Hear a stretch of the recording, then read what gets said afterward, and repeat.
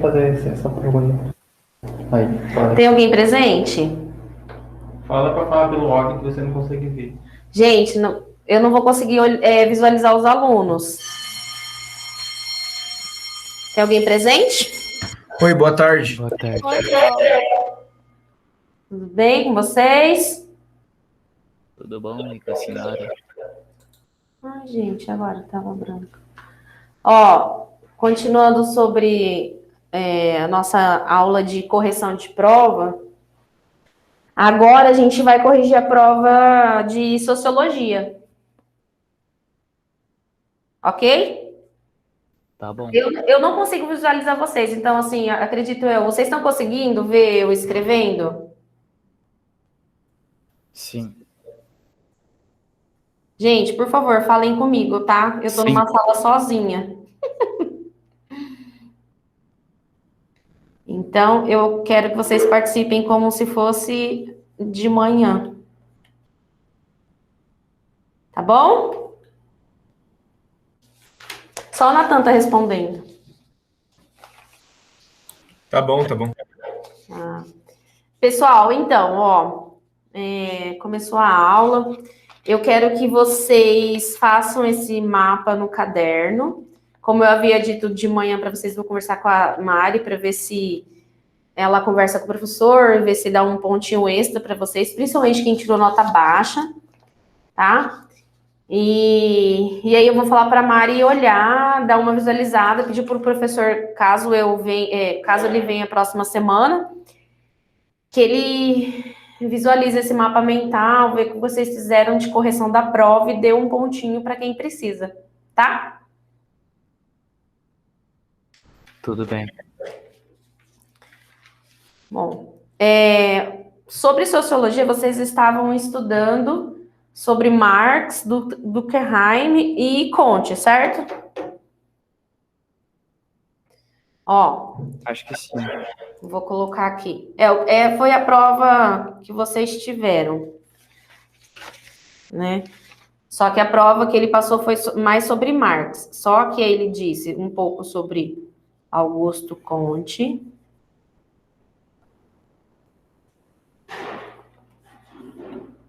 E o Durkheim, um sociólogo.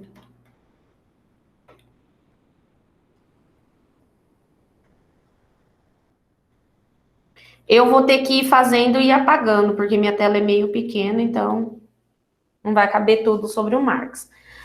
Bom, eu vou corrigir a prova que vocês fizeram. A primeira pergunta que o professor fez na prova de sociologia lá para vocês foi sobre. Eu vou ler o enunciado e a pergunta. Segundo a teoria marxista, a força de trabalho humana e os meios de produção constituem as forças produtivas. Como eu disse de manhã, o enunciado respondia alguma das perguntas, tinha pelo menos a metade da resposta, né? E aí ele coloca, as quais, juntamente com as relações de produção, sociais e técnicas, constituem o modo de produção. Aí ele fala, considerando o fragmento acima, explique o que é o modo de produção. O que é o modo de produção, por favor, se alguém quiser falar? Natan, o que é o modo de produção para você? É o que determina a organização social segundo o materialismo histórico? Isso. O modo de produção é a forma como a sociedade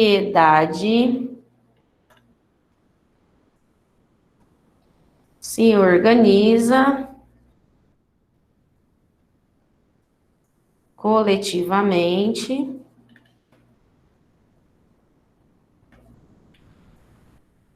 e produz. Ui, saiu da minha tela? Caramba.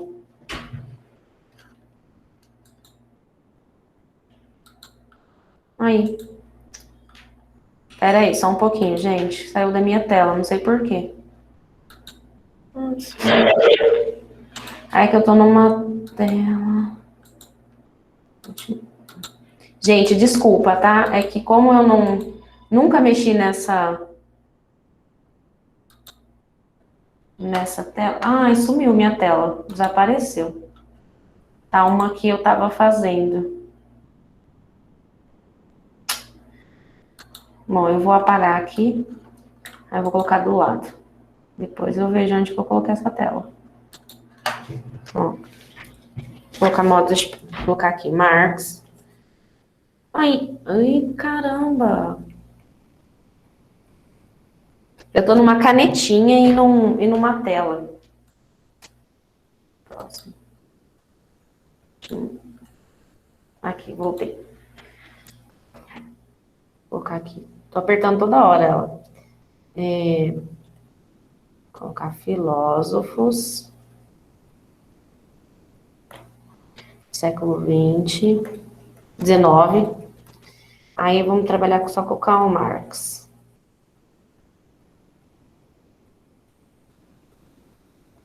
Primeira pergunta foi sobre o modo de produção.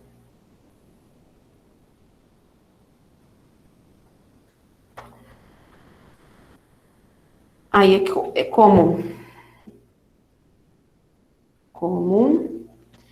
a sociedade se organiza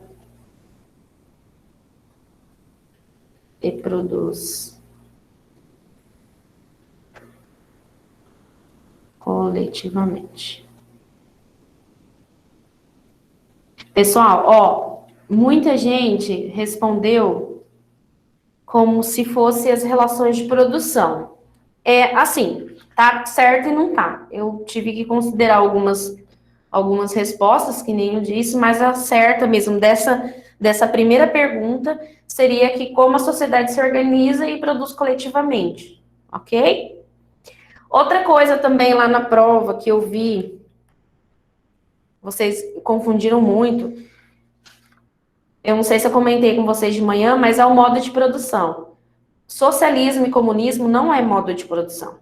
Ele é um tipo de sistema econômico, tá? Modo de produção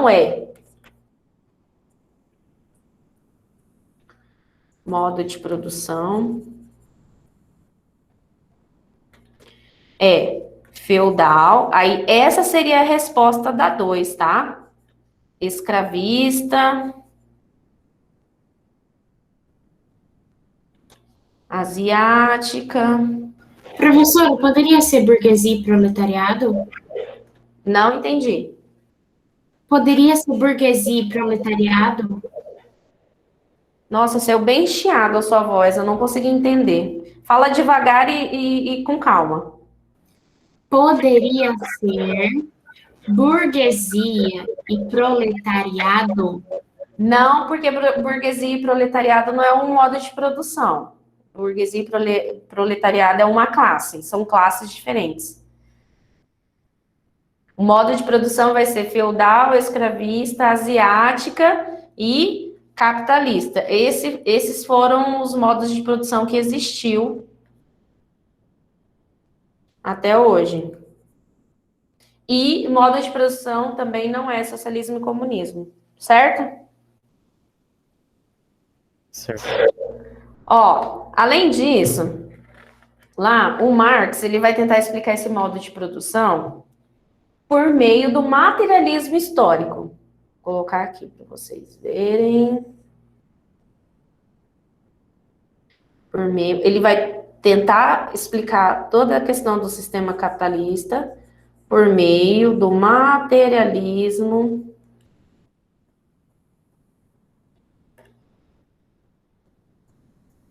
histórico.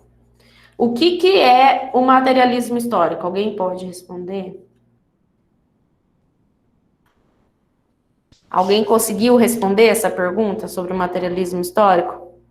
Se eu bem me lembro, que eu coloquei materialismo histórico em relação com interpretações do capitalismo. É, E- também de próprias relações do capitalismo. dos matemáticos. É a história. Certinho, Natan. É a história da sociedade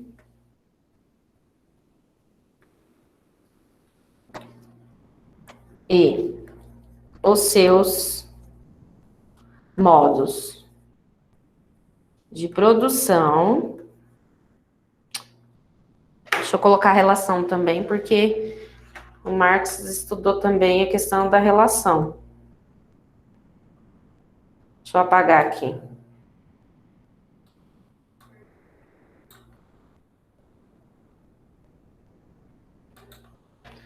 Os modos e relações de produção. Para o Marx, ele vai defender a seguinte hipótese: que o materialismo histórico, o próprio materialismo histórico, quer dizer coisa concreta, que aconteceu, tá? É uma coisa concreta. E o histórico é referente à história, é o concreto, do que aconteceu até hoje. Para o Marx, a sociedade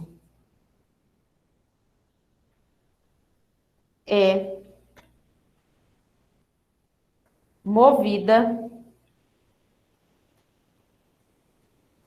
pela...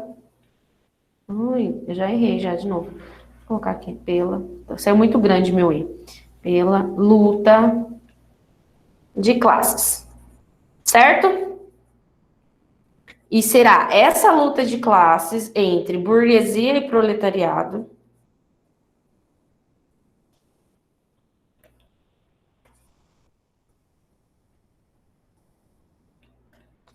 que ele vai estudar através do materialismo histórico. Ok? Então, quando o professor pergunta lá na prova, o que é o materialismo histórico? É nada mais, nada menos que a história das sociedades e seus modos e relações de produção. Era isso que era para vocês colocarem, tá? Essa prova de sociologia foi uma prova que teve mais nota baixa, porque, acredito eu, os conceitos são bem mais complexos, né? E aí, como ele teve uma falta, e não deu muito para explicar, tá? Posso apagar? E eu tô terminando de copiar. Por mim, pode. Não sei. Tá, tô esperando. Vamos lá, tô esperando.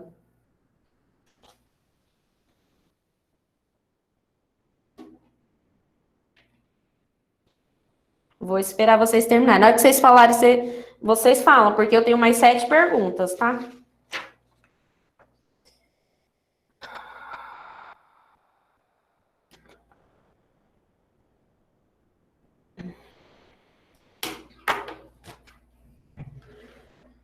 Aí, gente, ó, aqui, por exemplo, nesse conteúdo, é muito importante vocês entenderem que o Marx, ele procurava entender como funcionava o capitalismo. Ele não vai tecer críticas, será em outros livros que ele vai tecer críticas ao sistema e vai trazer soluções para aquele sistema capitalista.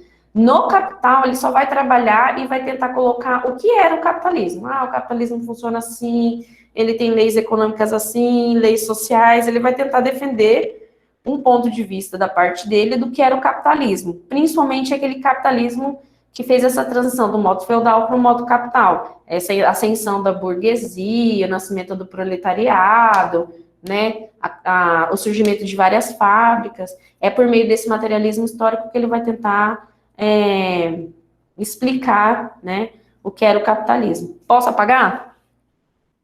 Por mim, pode. Pode? Vou apagar porque aqui a minha tela é bem pequenininha e eu tenho que ficar... E aí, como eu não sabia que era online, eu não montei nada no computador. Maria. Eu achei que era só no...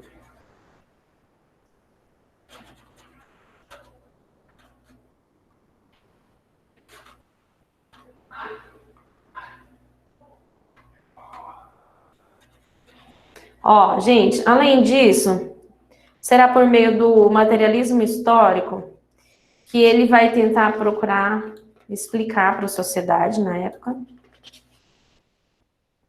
o que era infraestrutura e o que era superestrutura. Foi as duas perguntas depois que o professor fez, que é a 4 a 5, ele pergunta para vocês o que é estrutura e o que é infraestrutura. Na 4, ele coloca assim, ó, no estudo dessas formas da sociedade, Marx reconhece a existência de uma infraestrutura e uma superestrutura. Diversamente das relações sociais estruturais, as superestruturas são aqueles aspectos ou as relações da sociedade que podem ser alterados sem que uma dada forma de sociedade se transforme em seus fundamentos. E explique, ele fala, explique a infraestrutura, e a outra pergunta, explique o que é superestrutura. Tá. Primeiro, como Marx defende que a sociedade, né, que o materialismo histórico vai estudar as sociedades,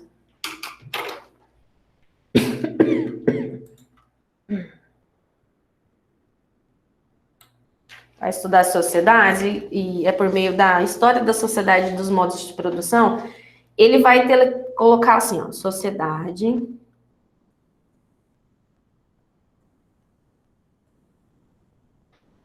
a história da sociedade é a luta de classes, lutas de classes. E essa sociedade capitalista, ela vai se manter por meio de duas estruturas que ele fala.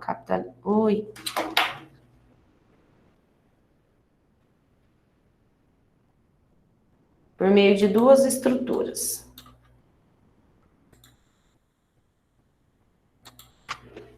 Capitalista. Que será a infraestrutura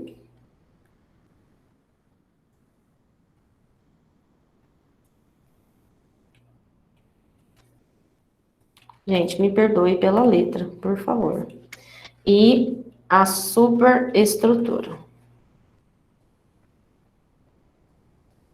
Professora, o que será esses conceitos? Bom, a infraestrutura, o Marx vai falar assim, o que é infraestrutura? É a base do modo de produção dessa sociedade capitalista. Ou seja, tudo relacionado à economia. Essa infraestrutura vai ser como a sociedade capitalista produz. Então, aqui é a base econômica dela. Se alguém quiser falar alguma coisa, gente, por favor, fale para eu não ficar falando sozinha. É a base econômica, certo?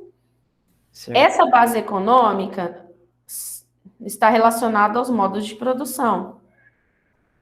Essa é a infraestrutura, modos de produção capitalista. Ô, Pro, Oi.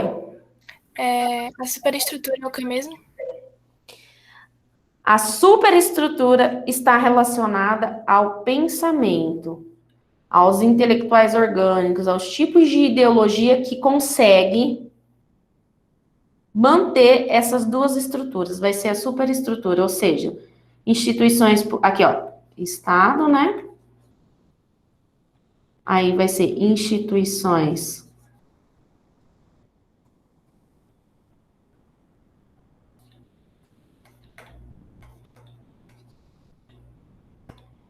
políticas,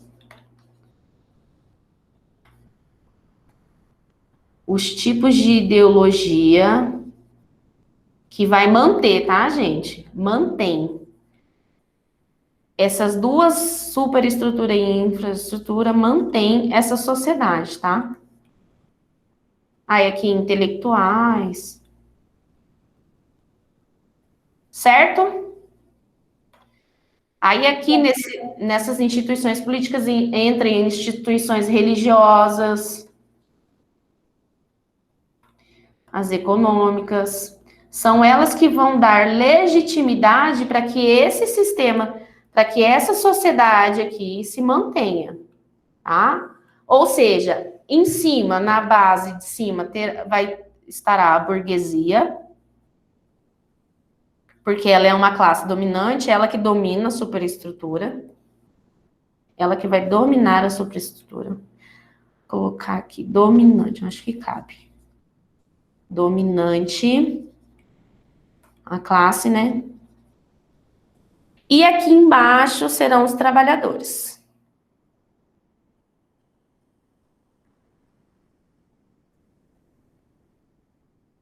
A classe dominada.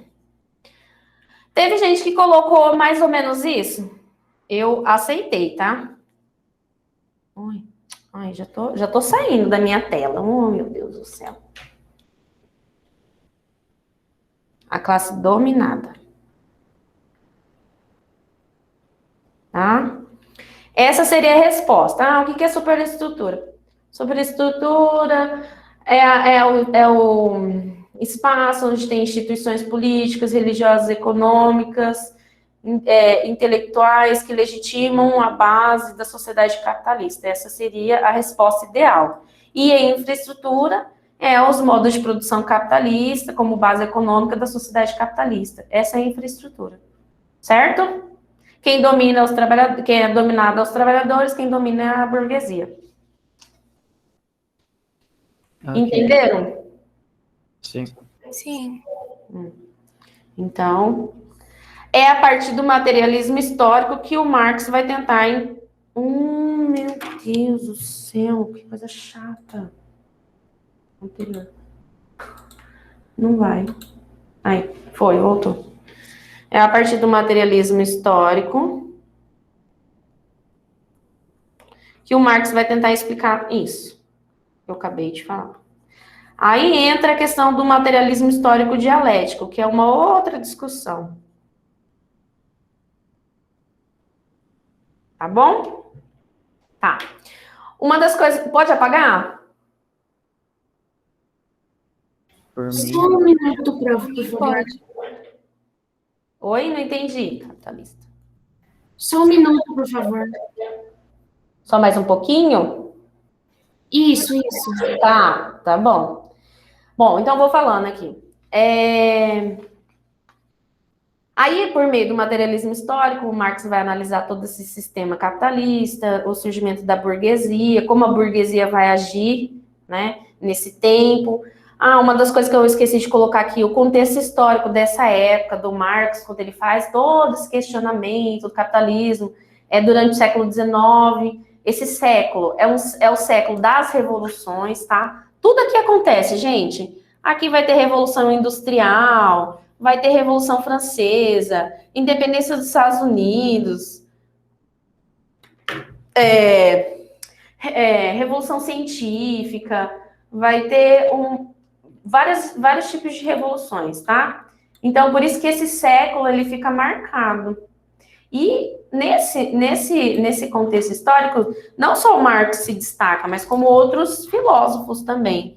Aí eu coloquei o Comte, né, que nem eu disse para vocês, e o Durkheim. Todos eles vão fazer esse questionamento do que é Estado, do que é sociedade, as classes, né? Vai tentar entender, igual o Durkheim vai tentar entender um pouco sobre o fato social, como as pessoas se interagem por meio das suas relações sociais, políticas. Então, assim, o Comte mesmo vai colocar que tudo que acontece tem que ter uma comprovação científica, tudo por meio do documento, vai se produzir muito documentos. E aí esse século ele fica marcado por essas revoluções, essas transformações políticas, sociais e econômicas. É nessa época também que surge o Estado, tá? Surge a burguesia, que nem eu disse, surge o operariado, que é o proletário, as repúblicas, né? Repúblicas. Enfim, tem uma grande quebra, né? Acontece o sistema capitalista, né? O sistema feudal, ele entra em declínio e o capitalismo surge, tá? Aí por isso que tem toda essa efervescência cultural, política e econômica, tá bom? tudo bem. Bom, não entendi. Eu falei ok, entendi. Tá. Pode apagar? Por mim, pode. Tá. Vou apagar porque eu quero falar mais coisas. Vou apagar aqui. Se vocês não estiverem entendendo alguma coisa, vocês falam, tá? Tá bom. Deixa eu apagar. Apagando. Tá. Ó, numa das coisas que a gente tem que entender do sistema capitalista é que toda produção que existe sobre a mercadoria, existe uma necessidade humana, certo? O professor deve ter falado isso, né? E, para o Marx, todas as relações sociais serão por meio do dinheiro. O dinheiro que vai dominar. É o dinheiro que vai mandar nas relações sociais. Até hoje, né? A gente percebe-se que a maioria das relações tem alguma relação com o dinheiro, certo? Certo. Então, o Marx vai falar assim, dentro do sistema capitalista, vou colocar aqui, capitalismo, ui.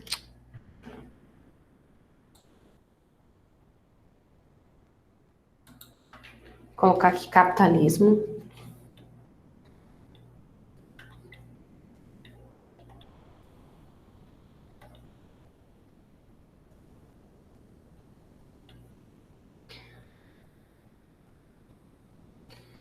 Produz um tipo de mercadoria. O que significa essa mercadoria? O que que ela tem que... Quando você produz uma mercadoria, ela tem que ter qual objetivo? Vender? Satisfazer uma necessidade humana, certo? Certo. Ó. Então, a mercadoria, ela existe para satisfazer uma necessidade humana. Assim o Marx defendia. Tá? E para que ela satisfaça de forma necessária, né, o que o humano quer, ela precisa ter um valor de uso e um valor de troca. Na prova, o professor perguntou para vocês, né? Ele colocou aqui, ó, o valor de uso de uma mercadoria, segundo Marx, é determinado de acordo com a utilidade relacionada às suas propriedades físicas e seu valor de troca varia no tempo e espaço. No caso particular do capitalismo, forma a base do valor de troca segundo a propriedade elementar da mercadoria. De acordo com o fragmento, descreva o valor de uso de uma mercadoria. Alguém pode me falar o que é valor de uso? Não, eu coloquei basicamente a definição de mercadoria. Satisfaz algo que, por suas características, satisfaz as necessidades humanas. Algo assim. Sim, e aí, dessas necessidades humanas, ela precisa ter uma utilidade, sério? Certo? Uma utilidade, né?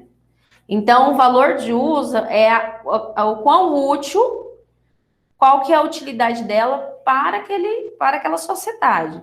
Esse é o valor de uso dentro da mercadoria. Aí, o valor de uso, quanto ela é útil, por que ela foi produzida, tudo mais. E o valor de troca? Alguém se habilita a falar sobre o valor de troca? Eu coloquei o valor de troca pela quantidade produzida na mercadoria. Sim, o valor de troca será o tempo utilizado para produzir a mercadoria.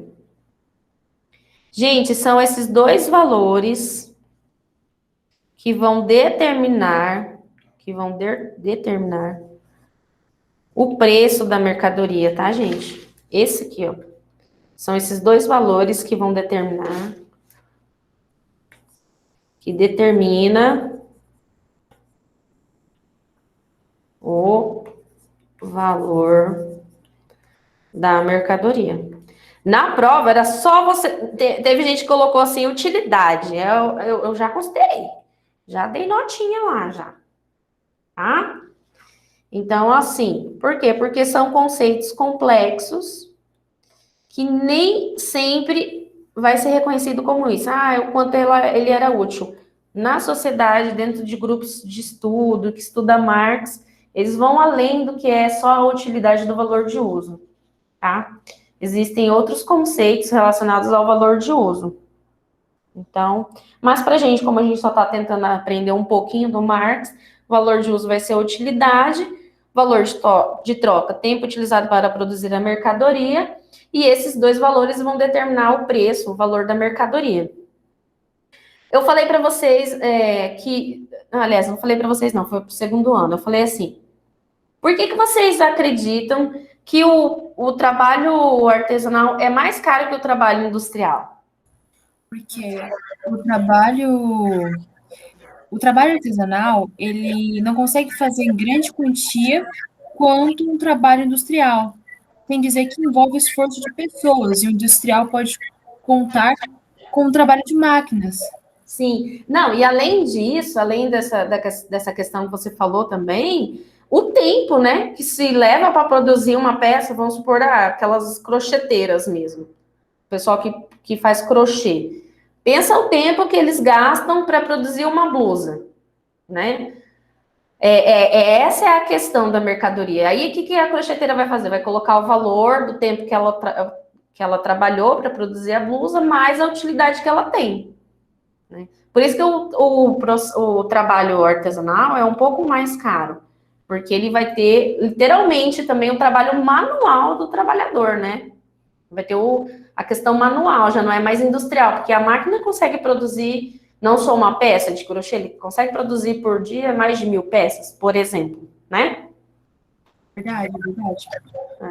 Então, assim, na prova, vocês só deveriam colocar isso. Teve gente que confundiu, colocou outras coisas, tudo. Eu tentei fazer da melhor maneira possível e ser justa com vocês. Então, assim, caso vocês corrijam, vocês vão colocar aí. Valor de uso, é a utilidade da mercadoria, né? Dependendo da necessidade humana. Valor de troca, tempo utilizado para produzir a mercadoria. E esses valores vão determinar o preço. Tá bom? Tá Posso bom. apagar aí para a próxima? Por mim, pode. Só um minutinho, Pro. Tá, eu vou esperar, não tem problema não, fiquem tranquilos.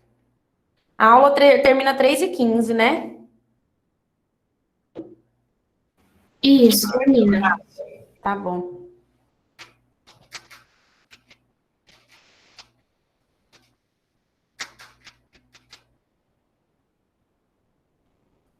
Por mim, pronto, pode ir. Pode?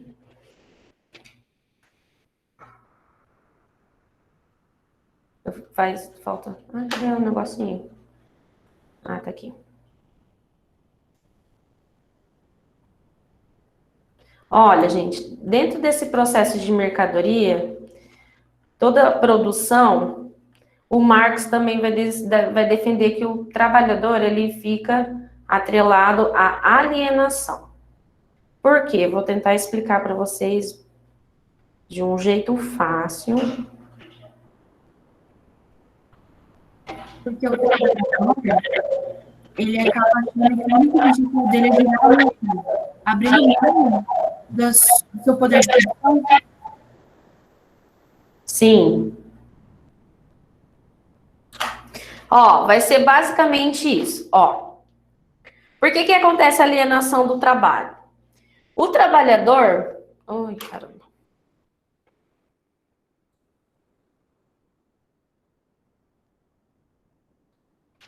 O trabalhador... Vou fazer um bonequinho aqui para vocês. Já que a gente está numa tela, eu vou desenhar. O trabalhador, quando ele vai produzir a mercadoria, o Marx fala que é alienação, porque ele não mais conhece o processo de produção. Ele perde. Se antes, dentro do trabalho manual, ele que comprava a peça, que produzia e ele que vendia, ele sabia todo o processo de produção. Dentro do capitalismo, ele vai perder.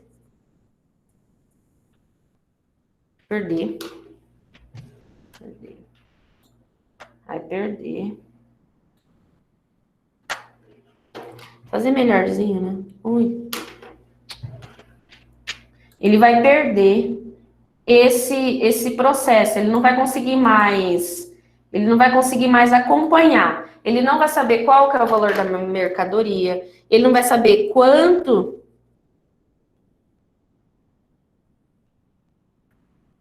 vale essa mercadoria, ele perde o processo de produção. O Marx fala que quando ele perde esse processo de produção, ele fica alienado ao trabalho. Ai, não tá pegando. Certo? Então, assim, vamos lá. Se para o dono ele precisa produzir uma cadeira e aquela cadeira para o dono custa R$2.000, o trabalhador não vai mais reconhecer e nem saber o valor dessa cadeira. Por quê? Porque ele não sabe o quanto que é a matéria-prima, o trabalhador aqui, né, no caso. Trabalhador. Não vai saber, não saberá. Não saberá. Ai, que coisa chata. Gente do céu, é bem complicadinho esse negócio aqui. Ele não saberá o valor da mercadoria.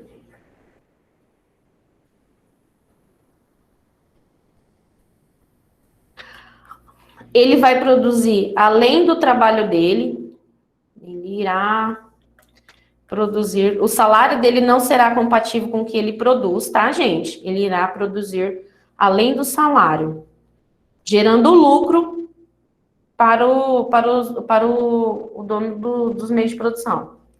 Além do salário, ele irá produzir além do salário. Aí a gente vai entrar na questão da mais-valia. Tá? Ele irá produzir além do salário. O salário dele não será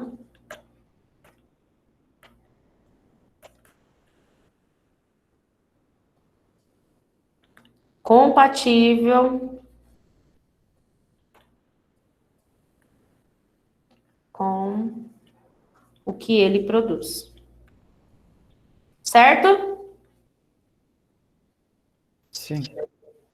Bom, então, ele perde esse processo de produção.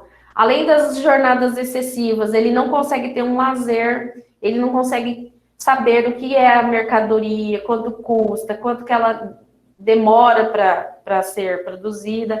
Por quê? Porque ele vai ficar num processo só. Por exemplo, dentro de uma fábrica, existem diferentes etapas, né? Produzir um tênis, por exemplo. Vai vir a sola do sapato, aí a pessoa vai pegar a sola do sapato, vai fazer aquela qualidade para ver se a sola do sapato tá boa. Aí depois a sola do sapato vai para outra parte, onde vai colocar a parte de cima. Aí da outra parte coloca o cadarço, aí passa, entendeu? Então, o trabalhador ele não consegue mais saber esse processo de produção, ele perde, ele fica alienado ao trabalho, tá? Por isso que o Marx vai defender, vai falar que chega no momento que o trabalhador ele só vende a força de trabalho e não tem mais vida, entendeu? Só fica ali naquele processo de produção. Vou apagar e vou falar sobre a mais-valia, tá? Falta 4 minutos para terminar a nossa aula. Foi rapidinho. Pode apagar? Pode sim. Por mim, pode. Qualquer coisa depois eu vou publicar isso no meu Insta, quem quiser. Eu não sei se a Larissa tá online. Presente, professora. Inclusive, eu tirei algumas partes do quadro. Eu fiz um mapinha bem bonitinho, vou tentar fazer no computador também, porque eu acho que na letra também fica muito ruim. Beleza. Pra ficar mais bonitinho. Aí, assim, gente, a prova estava um pouco complexa, mas para quem estudou, né, conseguiu responder. Fora que o professor no enunciado colocou um pouco das respostas para algumas perguntas, né? Algumas perguntas já tinha a resposta. Tava meio difícil. Alguns colocaram a resposta do enunciado, eu dei certo. Porque, né, nós precisamos ser justos. Tá, então, assim, tem a questão da alienação do trabalho, e aí, nesse processo de alienação do trabalho, valor de troca, valor de uso da mercadoria, existirá a mais-valia. O que é a mais-valia, professora? Alguém sabe me dizer? Professora, Hum, eu coloquei que a mais-valia seria a diferença entre o valor do trabalho e do salário. é mais ou menos isso. É nesse caminho. Só que ao invés de... O que ele falou assim, relação. Não... Pode falar. É que, tipo assim, ele falou certinho, só que eu me confundi com a palavra. Ao invés de seria relação. Cortou a sua fala. Seria a relação de tempo para realizar um serviço e a sua remuneração. Também nessa ideia, mas é assim, a mais-valia será o quê? É a quantidade... Aqui, ó.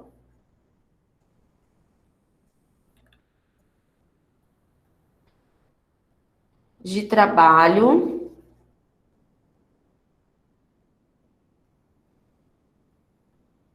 ou a excessividade de trabalho na mercadoria.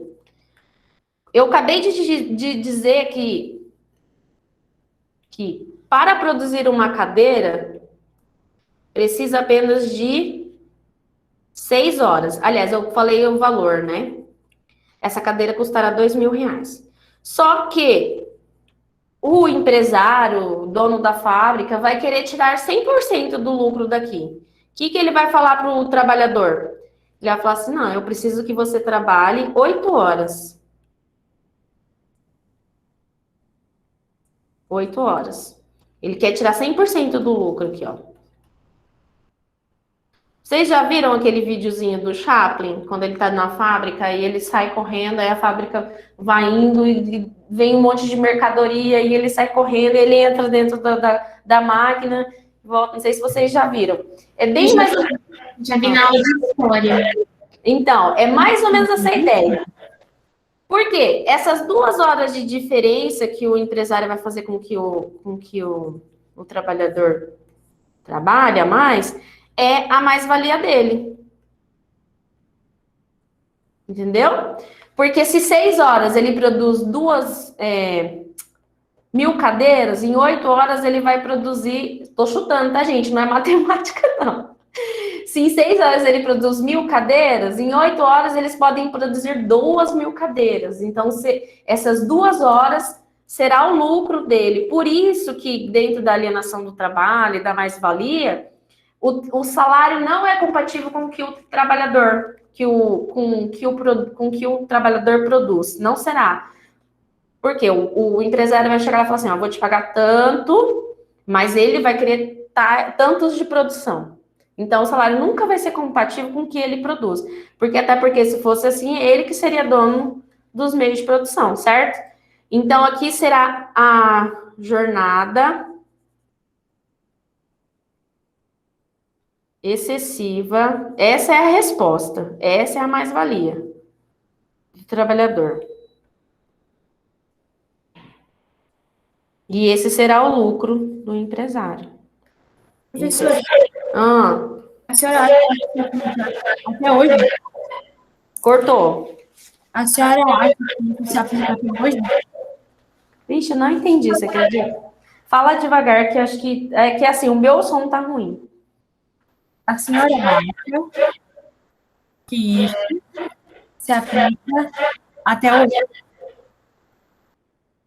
Não deu para entender, mas tudo bem. Vamos terminar, porque daqui a pouco termina. Depois, qualquer coisa, você me manda uma mensagem lá no Insta. Ok. É uma dúvida? Não, não. Não? Tá. Que não deu para entender mesmo, está cortando o áudio aqui para mim, por isso que eu não consegui entender, tá? Então, assim, a mais-valia, ela vai ser as jornadas excessivas do trabalhador. Não sei se alguém falou aqui agora para mim, ou seja, a exploração do trabalhador, né? Quanto mais ele trabalha, melhor, mais lucro para o empresário, entendeu? Porque assim, a questão é você produzir para uma certa necessidade, a quantidade certa, e você trabalhar até aquele tanto. Só que quando você produz a mais, você está produzindo mais valor, mais dinheiro para você, para o empresário, não para o trabalhador, porque o trabalhador não terá acesso a esse lucro, certo? Ó, dentro da mais-valia, pode apagar? Pode. Pode. Acho que dá para colocar aqui do lado, depois eu apago. Ó, dentro da mais-valia, terá a mais-valia absoluta. A mais-valia absoluta. E a mais-valia relativa. Essas foram as últimas perguntas relativa do professor. Era só vocês responderem que da excessividade da jornada de trabalho, né? Que o salário não era compatível com o que o trabalhador produz, e a relativa era com relação ao avanço da tecnologia. Tem gente que colocou avanços tecnológicos, eu dei como certo, né? É a implantação das máquinas. Porque na absoluta será a extração total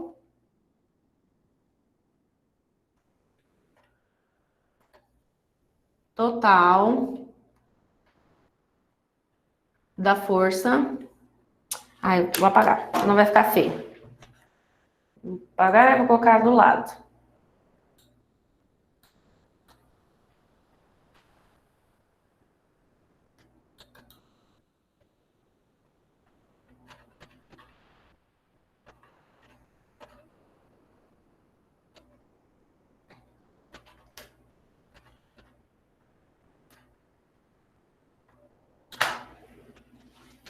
Aqui, ó.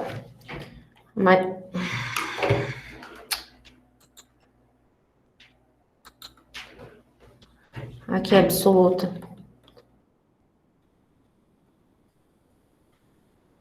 Mais-valia. Será a extração total. Extração total da força de trabalho.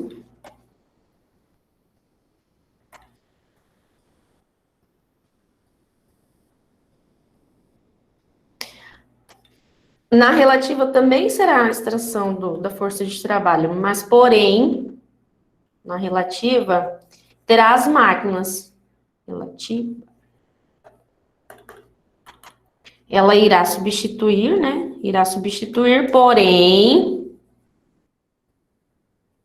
o trabalhador ainda continuará trabalhando, só que ele vai orientar as máquinas. Ele que vai, por exemplo, se numa fábrica de tênis, se antes das máquinas entrarem precisava de 10 funcionários, quando as máquinas entram, só precisa de um. Aí o empresário ele vai fazer a extração da força de trabalho da máquina, só que não tem, né? E do funcionário, e do trabalhador.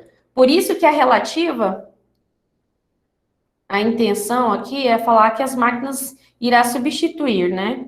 Irá substituir. Irá substituir.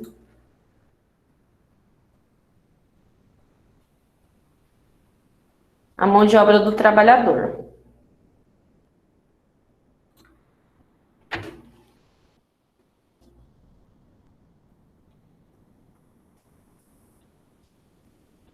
A gente colocou, os avanços tecnológicos, eu aceitei tudo. Irá substituir a mão de obra do trabalhador, as máquinas, né? Eu nem coloquei mais.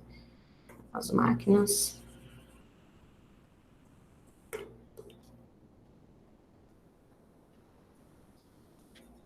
Do trabalhador. Aqui, né? Trabalhador versus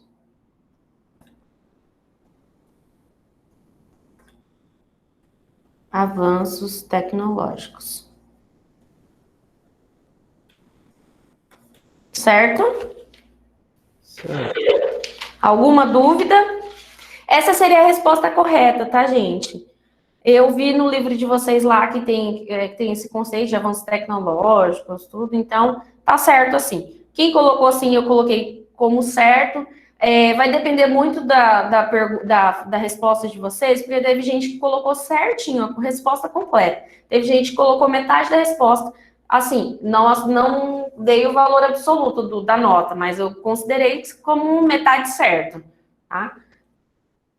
E assim, foi uma prova um pouco complexa, com bastante conceitos complexos, né? Aí por isso que eu tentei ser justa. Tá bom? Obrigado. Ó, eu só vou finalizar aqui, que eu queria que vocês... Eu vou colocar aqui o que é... Eu esqueci de colocar, eu quero colocar para vocês, porque ainda falta. Que horas que bate o sino? 30? 3h15, prof. Ai, já passou, gente? Já, né? Já.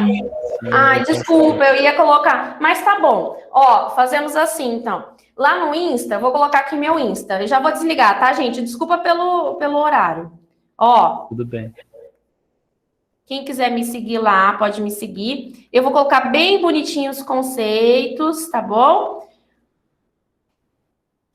Bem bonitinho os conceitos, certinho.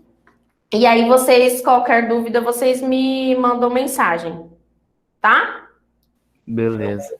Então tá bom. Obrigada, tá? Obrigado. Boa tarde para vocês.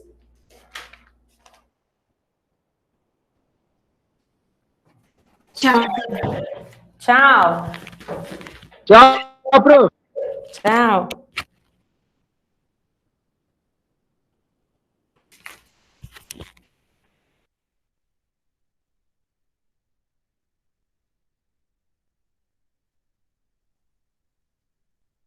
Salve, salve, minha gente. Boa tarde a vocês. Oi, prof. Quanto tempo? Tudo bem com o senhor? E aí? Tô aqui, Bom dia, bom dia. tive que vir aqui Professor Éder do churrascão. professor Hélia do churrascão. Vamos aqui, o meu quadro ali, eu tive que arrancar da parede, então hoje nós vamos fazer uma aula aqui no rolê. Vocês estão me ouvindo bem? Só para... Tá um pouco Sim, senhor, cortado, estou mas ouvindo dá pra bem, entender. perfeitamente. Então, vamos embora. E a prova, como é que foi? Eu tô bem, Isabel, graças a Deus. Tô aqui, né, com minha mão quebrada aqui, ó, mas vamos que vamos. Mão quebrada. Cara, Que eu sofri um acidente, né? Mas eu já tô bem, estamos vivão, graças a Deus, vamos que vamos. Sentimos algo, E professor. aí a prova na semana passada, foi tudo certo? Como que foi com a professora Sara? Deu bom? acho que deu bom. Eu tive uma certa dificuldade para entender fração de segundo grau, mas a prova acho que foi mais tranquila. Ah, tá. A função quadrática que ela passou para vocês, né? Isso. Ela só iniciou um pouquinho. Uhum. Tá bom, vamos lá, vamos dar continuidade então. Eu vou abrir aqui o meu Word aqui, e aí eu vou digitando, vocês vão anotando. Eu acho que não vai dar muito certo eu ir escrevendo no mouse aqui, igual o professor estava fazendo. Acho que ela estava fazendo na mesa digitalizadora lá na escola, né? Eu acho que não, acho que ela tava passando no quadro mesmo. Ah, tá. Então vamos que vamos. Professor, Pode falar. desculpa eu tirar a atenção pra isso, mas sem ofensa, com todo respeito, o senhor sem máscara parece o Venom Extreme. Tá. Parece quem? O Venom Extreme. Venom Extreme. Isso. Venom Extreme. Ah, é um carinha do YouTube ali? Uhum. Com todo respeito, tá no style. O cara é bonitão? Se ele for bonitão, tá bom. Bonitão. Ai. Vamos que vamos. Pior que eu estava reparando hoje, lá na sala do primeiro ano, na sala lá do primeiro ano, do segundo ano, acho que está dando eco lá na sala. Tem muito aluno que eu nunca vi sem máscara, cara. Vocês, a grande maioria, tem muito aluno que eu nunca vi sem máscara. Então, aí a pessoa tira assim para tomar água, sabe, ou alguma coisa, eu falo, nossa senhora. É surpreendente. Que bosta, né? Olha o rolê que a gente chegou. Ô, Pedrão, muta aí para nós isso aí. Valeu. Professor, o Pedro tem um bigodinho muito chave. Não, o Pedro É verdade. O Pedro é tipo jogador. Pedro, faz a pose de jogador aí, Pedro. Faz aí, Pedrão. Ah lá, ó, esquece, meu Deus do céu. Faz a passada, Pedro, faz a passada. A corridinha. Tava no bagulho da ginástica lá de manhã, ele tava fazendo passado o Pedro lá na quadra.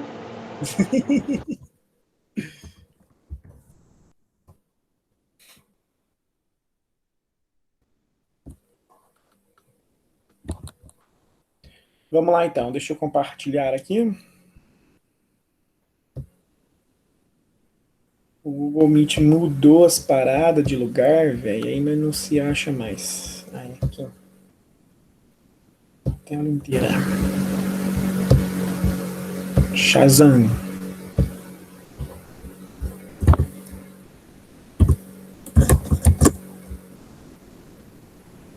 Belezinha, vamos lá. Vocês estão vendo aí o Word, né? Então. Sim. Então vamos que vamos. Então, ó, eu vou retomar, provavelmente vou falar de novo o que a professora falou, mas vamos continuar, então. Então, função quadrática, galera. Esse é o nome bonitinho da função, tá? Não é que é assim... É o nome que a gente chama ela matemático, função quadrática. Só que nós vamos conhecer ela também como função do segundo grau. É igualzinho à função afim, tá? É a mesma coisa. Só que a função afim a gente chama de função do primeiro grau, porque é uma função de grau que tem uma equação com grau 1. Tá? Então a gente fala que é uma função de segundo grau, pois que a equação que forma a função é uma equação do segundo grau. Tá? Do mesmo jeito que a função afim era uma função do primeiro grau, tinha grau 1, agora a equação da função quadrática é uma equação do segundo grau. Então temos aqui alguns exemplos. Ó. Você vai ter assim, f de x é igual a, por exemplo, x ao quadrado menos 5x mais 20. Essa é uma função do segundo grau. Ou então uma função assim, g de x é igual a, sei lá, meio x ao quadrado menos 17x. Pode ser assim uma função quadrática também, uma h de x é igual a, sei lá, menos 7x ao quadrado mais 16. Ou ainda pode ter um extremo assim, ó, tipo uma j de x, que vai ser assim, ó, menos 5x ao quadrado.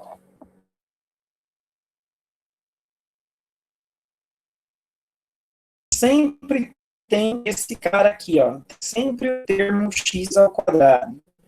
Pode ser uma função em y também, tá? Não se percam nisso. Você pode ter isso daqui, por exemplo, lá, t de x, t de y. Aí é y ao quadrado menos 2y mais 1. Tá? Só, aqui é a variável que nós estamos usando. Geralmente nós usamos x na variável. Tá? Beleza? Então, gente, com esses exemplos, tudo tranquilo? Sim, sim, sim. Muitos dos raciocínios que nós vamos usar na função do segundo grau são os raciocínios que nós vamos usar, que nós usamos na equação do segundo grau. Tá? Então, os raciocínios de equação do segundo escrever de isso não é feliz. Grau. Aí. Vamos lá. Primeiramente, o que nós tínhamos na equação do segundo grau? Uma equação do segundo grau era da forma do tipo assim, ó, ax ao quadrado mais bx mais c igual a zero. Isso. Era isso que nós tínhamos lá na equação do segundo grau. Era sempre um ax quadrado mais bx mais c igual a zero. Olha só, eu vou comparar ali embaixo da função para vocês repararem. É mais ou menos a mesma ideia, né? Ó. Nós temos aqui, ó, o x quadrado com o x quadrado aqui, o termo x com o termo x, e o c, que é o termo sozinho, aqui. Então, na função quadrática, nós vamos ter isso também.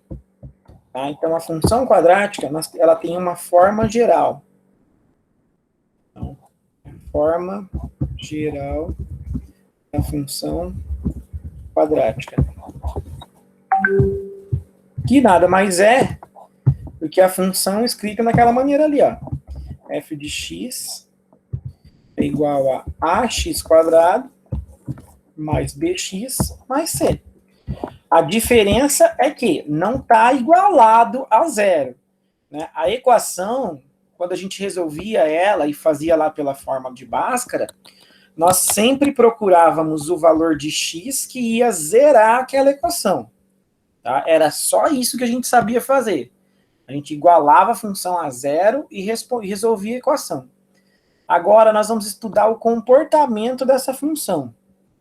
O que essa função faz, o que ela tem de diferente que faz esse x quadrado acontecer aqui. Ó. Tá? Eu vou mostrar para vocês o gráfico, bem fácil, bem rapidinho, para mostrar para vocês logo de cara a diferença. O que é. Esse site aí que chama GeoGebra, se você quiser usar ele, funciona muito bem, até para tirar dúvida de tarefa que você está fazendo. Então, eu vou fazer aqui, primeiramente, uma função, ó, f de x igual a x. Ele fez aqui de verdinho o gráfico. Certo? Tá vendo aqui? Todo mundo tá vendo. É o gráfico aqui de verdinho. Se eu colocar x e somar 1, a função vai subir um pouco. Se eu colocar f de x, somar 2, f de x é x mais 2, ela vai subir. X mais 3, ela vai subindo. Certo? O número que eu vou tirando ali, eu vou colocar mais 9, ela vai subindo. Ela sempre vai estar sempre subindo. Em contrapartida, se eu mudar o valor que está junto com o x, se eu colocar 3x, ela muda a inclinação dela. Olha só, se eu colocar ali 5x, ela inclinou um pouco mais. Se eu colocar ali 20x, ela já vai estar bem inclinada. E se eu for diminuindo, eu vou colocar meio x, ela vai deitando, né? Estão vendo que ela está deitando? Então, vou colocar 0,3x. E se eu colocar bem próximo de zero, tipo 0,0001, ela vai estar deitadinha quase, não vai dar nem para ver. E se ela for negativa, ela fica decrescente, por exemplo, um menos 3. Ela aparece aqui, está decrescente. Então, isso aí é um comportamento de uma função afim. Vocês repararam que não importa o que eu fiz, o gráfico aqui sempre foi uma reta. Eu troquei os valores ali, coloquei mais 3, mais 5, coloquei vários valores, eu mudei o valor de x ali, e a função sempre ficou uma reta. Tá, então, essa daqui é a função f de x igual a x. Olha só o que acontece se eu colocar um x ao quadrado. Olha aí. Já deixa de ser uma reta para se tornar essa curva aqui, ó, que a gente chama de parábola. E olha só o que acontece se eu adicionar valores aqui. Por exemplo, vou colocar mais 1. Ela vai subindo, ó. Vou colocar mais 2, ó, vai subir. Se eu colocar no mais 10, ela vai subir até lá no 10. Se eu colocar negativo agora, vou colocar assim, ó, menos 1. Vai descer lá para o menos 1. Vou colocar menos 2. Professor, Oi. então eu posso dizer que o coeficiente C determina onde a parábola vai cruzar o eixo Y, igual na função afim. Isso aí nós vamos fazer um monte ainda, o que cada um dos coeficientes faz. Mas você já pode analisar aqui sim, o C vai ser onde aqui, ó, cruza o eixo Y. Se eu colocar aqui menos 4, então desceu lá para o menos 4. Beleza. E um coeficiente x, o que será que ele faz, hein? Então, vou voltar aqui a função para o x², normalzinha. E se eu colocar aqui mais x, o que será que acontece? Ó, x² mais x. Olha só. Ela deslocou um pouquinho para o lado e desceu um pouco. Então, aqui eu consigo manipular bem o que acontece com essa função. Ó, menos. Agora eu vou colocar menos x, ela vai para o outro lado. E se eu colocar menos 2x, o que vai acontecer? Ó,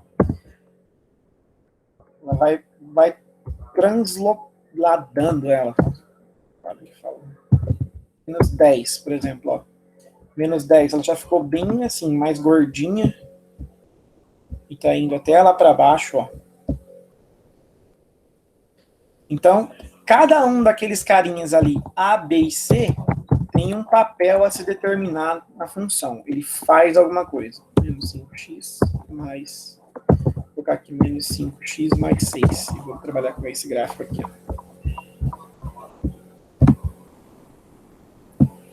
Tá, então, vamos lá. A forma geral da função quadrática é isso daí. F de x é igual a ax mais b. Tá. Então, se eu pegar um exemplo, vamos lá, vamos pegar um exemplo aqui, ó. Se você pegar f de x, aquela função lá. X² menos 5x mais 6.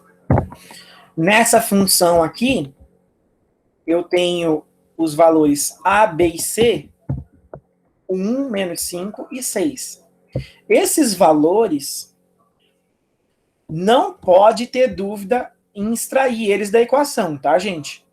É o mesmo esquema da equação do segundo grau. Se você tem dúvida, não sabe encontrar, não sabe extrair, fala, vamos fazer exemplo, porque isso aqui vai ser o básico, vai ser o começo de tudo. Então, se você não consegue extrair A, B e C corretamente, você vai se enroscar para frente. Professor, extrair, saber identificar? Isso, saber identificar e colocar certinho aqui. Porque nem sempre nós temos números, né? Às vezes nós temos umas letras também como valores para A, B e C, né? Então, nessa função aqui, nós temos A valendo 1, o B valendo menos 5 e o C valendo 6. Tá? Deixa eu pegar aqui isso aqui, só para procurar de novo. Então, outro exemplo.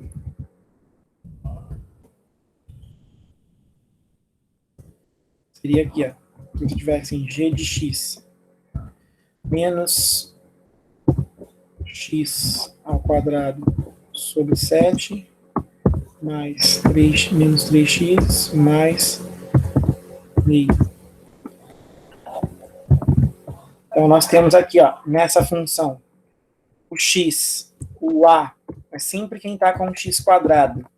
Ele vale menos 1/7. O b, ele vale menos 3. E o c, ele vale meio. Pode ser que nós precisamos fazer contas com frações. Então, é importante você também identificar aí o A, B e o C corretamente quando tem frações. Tá. Então, até aqui, tá? Belezinha. Vamos lá. Pega o que nós calculamos na função. Primeira coisa que nós vamos retomar, nós vamos calcular as raízes.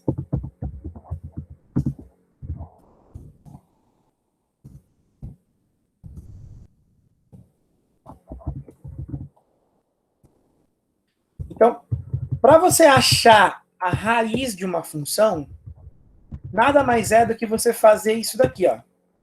Você vai encontrar o valor de x em que a função é anulada.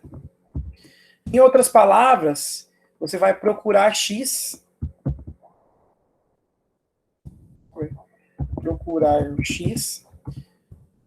para que você tenha o f de x igual a 0.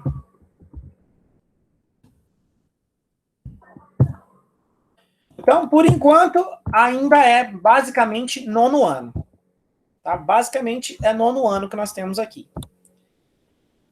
Encontrar o valor de x para que f de x seja igual a 0. Então, olha só esse exemplo.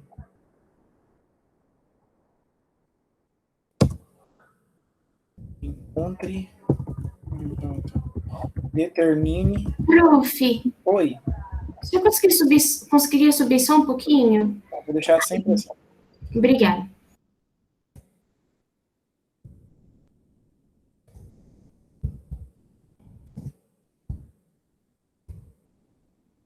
Então, determine as raízes da função. F de x é igual a x ao quadrado menos 5x mais 6. Então, a funçãozinha normal, que é exatamente essa função que está aqui, que eu quero aproveitar esse gráfico aqui já. Tá?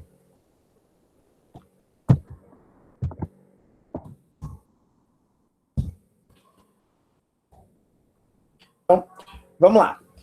Primeiramente, para encontrar aqui as raízes da função, quando pensar assim, ó, quando você vê esse enunciado, determine as raízes da função, normalmente vocês têm um bloqueio com essa palavra raiz, eu não sei porquê, a gente tem que entender isso daqui, que os alunos pensam.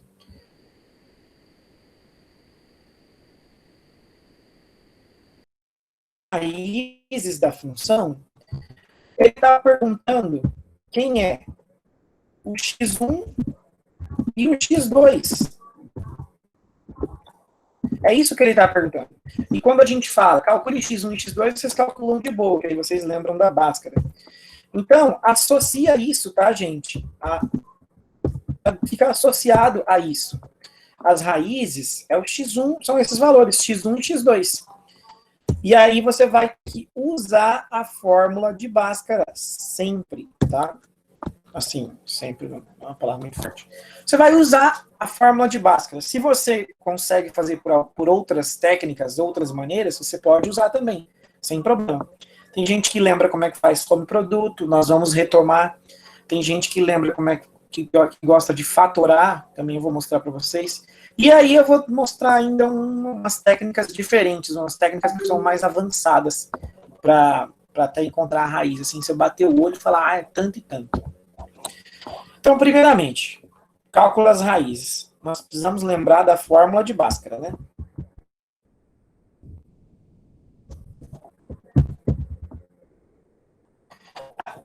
Eu gosto de fazer a fórmula de Bhaskara separado. Como assim, separado? Eu gosto de pensar assim, ó. O x é igual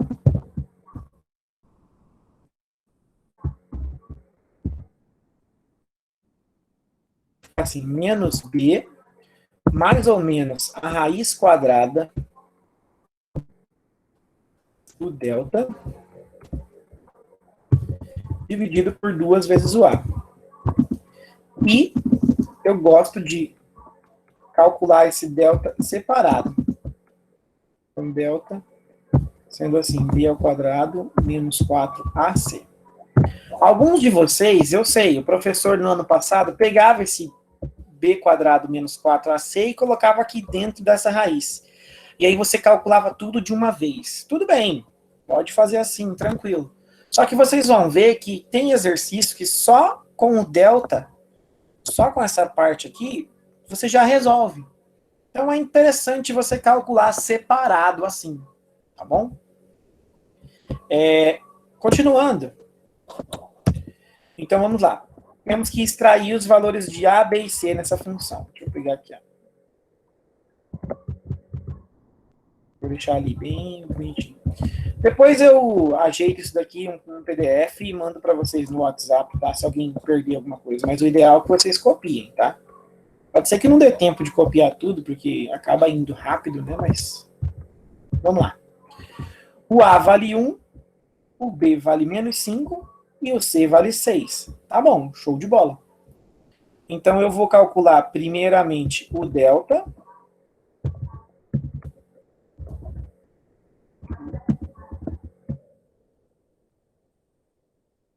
O delta temos aqui, ó, b ao quadrado.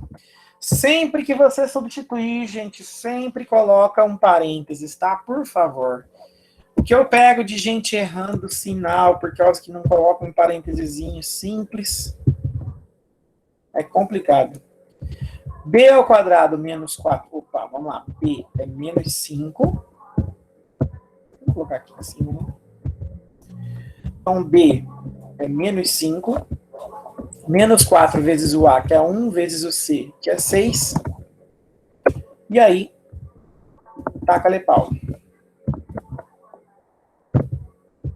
Então, você vai ter aqui. O delta é igual a 25 menos 24.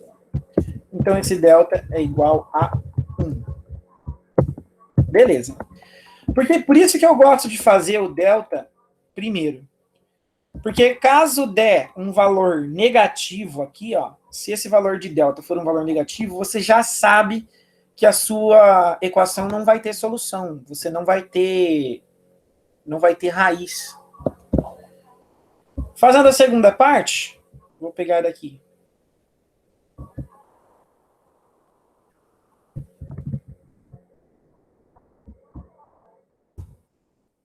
Vamos lá, o x é menos b mais ou menos a raiz do delta dividido por 2 vezes o a. Então, menos b vai ficar menos 5, mais ou menos a raiz quadrada do delta é 1, dividido por 2 vezes o a, que deu 1 também. Então, nós temos isso daí. Aí, aquele carinha ali em cima, menos o menos 5 vai virar mais 5, vou até deixar indicado aqui mais 5, mais ou menos a raiz quadrada de 1, que é 1, dividido por 2 vezes o a, que vai dar 2. Então, nós temos esse esquema aqui.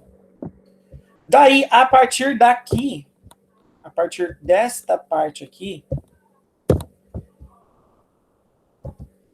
você encontra as suas duas soluções. Uma delas, que eu chamo de x1, eu gosto de colocar sempre o positivo, mas isso é porque eu faço, tá? Mas se você coloca o contrário, não tem problema. Fica mais 5 mais 1 dividido por 2. Vou deixar aqui, ó.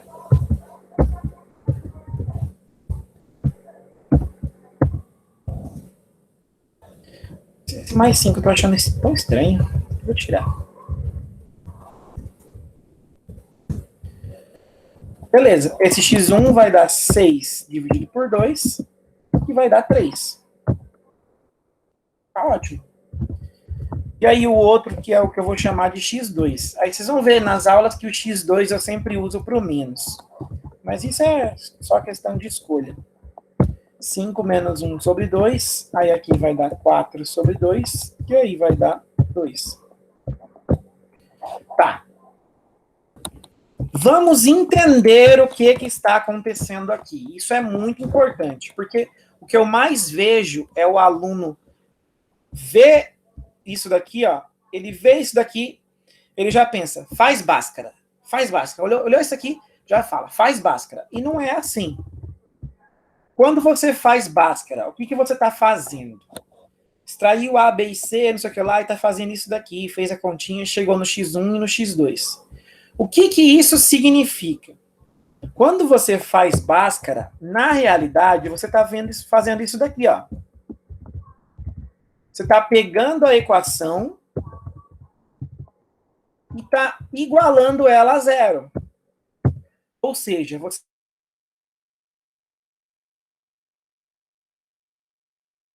está descobrindo quais valores de x a sua função fica zerada. Ah, então eu descobri aqui que os valores, ó, eu tenho aqui 3 e 2 são os valores que vão zerar a minha função.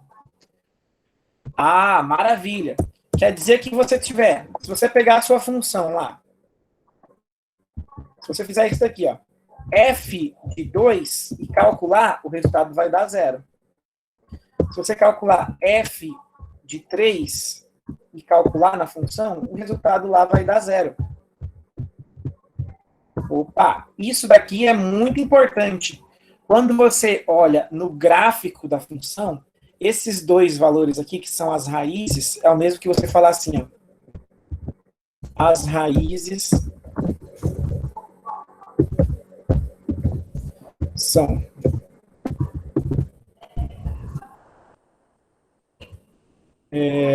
2 e... A ordem que você coloca não importa, tá, gente? Então, só assim, as raízes são 2 e 3. O que que isso significa? Se você pegar o 2 e plugar aqui no lugar do x, o resultado vai dar 0, nesse x e nesse x. Se você pegar o 3 e plugar nesse x e nesse x, o resultado vai dar 0. Tá. Só que isso, graficamente, tem uma visão muito importante. Então, eu tenho aqui que as raízes são 2 e 3. Quando eu venho aqui no gráfico, olha só, repara aqui, ó, aqui no cantinho aqui, ó, tá vendo aqui? É a mesma função que eu estava trabalhando, ó, x² menos 5x mais 6. Lembra que nós encontramos lá o x igual a 2 e o x igual a 3, né? Vou colocar o ponto aqui, ó. 2 e 0. Eu acho que é assim que põe aqui. Não sei se é assim. Olha lá.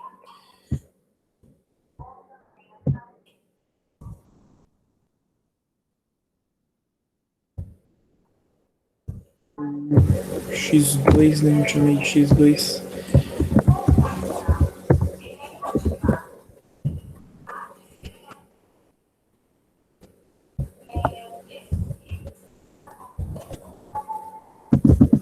E o outro é 3 e 0, né? 3 e 0. Pronto. Olha só aqui no gráfico. Vou deixar aqui. Eu tenho aqui o eixo X, que é esse, que é aqui. O eixo X é o eixo horizontal. E eu tenho o eixo Y aqui, que é o eixo vertical. Esses valores x1 e x2 que eu encontrei, que são as raízes, são os valores onde a função cruza o eixo x. Tá aqui o ponto x1 e o x2.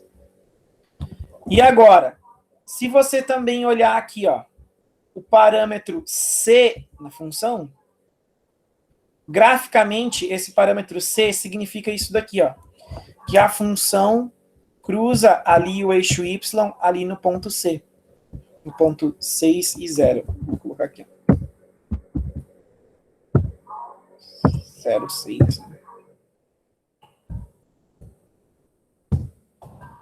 Lá o pontinho C. Então eu vou pegar isso daqui, vou colocar lá no nosso Word.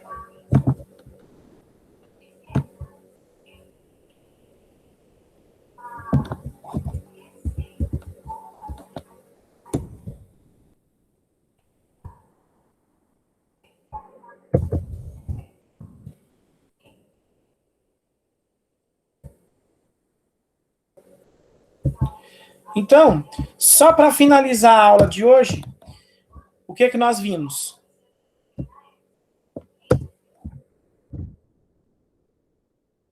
Função quadrática? Não, só os resultados que nós vimos hoje.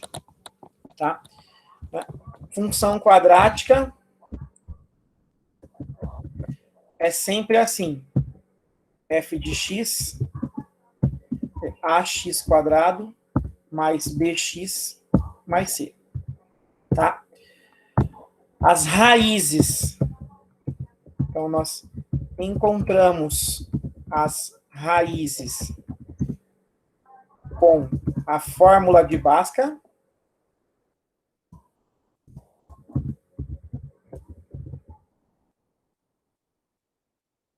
E essas raízes, que são x1 e x2,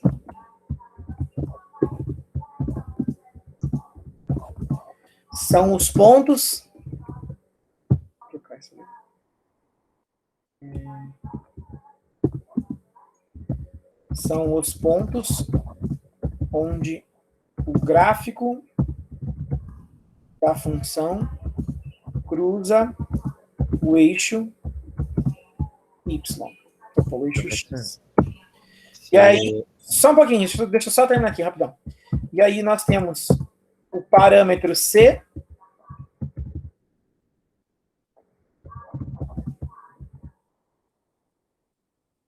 é onde o gráfico cruza o eixo y. Beleza, pode falar, meu querido. A gente não poderia determinar as raízes da função usando soma e produto também? Pode usar soma e produto, pode usar fatoração, pode usar o que você achar melhor. Tá? Mas o que nós vimos na aula de hoje foi isso, com a fórmula de Bhaskara. Mas é que eu pensei aqui, e nesse caso, as raízes dariam negativas. Daria não? Não, não. A soma, aqui, ó, se você lembra, a soma é menos B sobre A. Então a soma fica 5. E aí o produto é 6. Então, dois números que multiplicados dão 6 e somados dão 5. Então aí você tem o 2 e o 3. Entendi, verdade. Obrigado. Sacou? Aí, beleza, galera. Nas próximas aulas, a gente continua. Eu vou falando, cada aula eu vou falar para vocês algum detalhe da função afim. Tá? Essa primeira foi isso. Nós temos aqui como que você vai encontrar as raízes e o parâmetro C e como que funciona ali o gráfico da função afim. Da função, função quadrática, falei errado. Tá certo? Só um último detalhe, e é já interessante você começar a pensar nisso. Olha só. Vou colocar aqui assim, ó, um detalhe.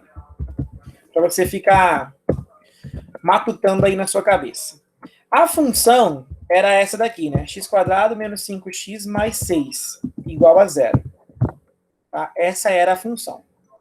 Eu encontrei raízes. O x1. 2? É 2 que eu falei o x1? Não, o x1 é 3. Ó, o x1 é 3 e o x2 é 2. Ok? Essa mesma equação que está aqui, ela pode ser escrita de uma maneira que apareça esse valor aqui, ó, do 3 e 2. E isso já é interessante a gente começar a pensar. E talvez vocês nunca viram isso. É algo realmente novo para vocês. Você pode pegar e escrever a sua equação desse jeito aqui, ó. X menos 3, que multiplica x menos 2, igual a 0. Então, fica de tarefa aí para você. Puxa um papel aí agora e faz essa distributiva aqui, ó, desse cara aqui, para você ver que vai dar exatamente esse cara aqui, ó. Tá?